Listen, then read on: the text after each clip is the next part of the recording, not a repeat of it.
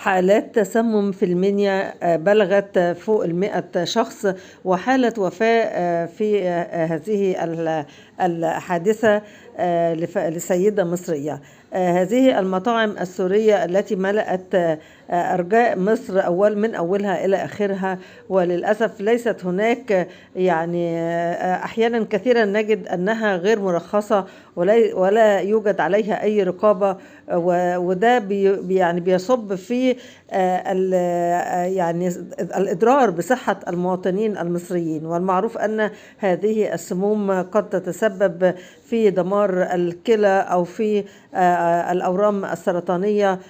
هذه يعني لا يوجد أي دولة تسمح بهذا العبث وفتح مطاعم، وعندما يتم إغلاقها لهذا السبب نفاجأ بأنها تفتح في اليوم التالي أو بعدها بعدة أيام، ويقال أنها قننت الأوضاع. هناك سيدة سورية بتقول إن هي تركت النعيم في سوريا وإن هي عشان تنقل الخبرات للمصريين.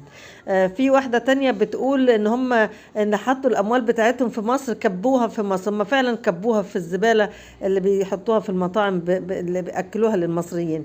بيقول لك إن هم حطوا استثماراتهم. هي دي الاستثمارات اللي احنا قاعدين باقيين على الناس ديت عندنا.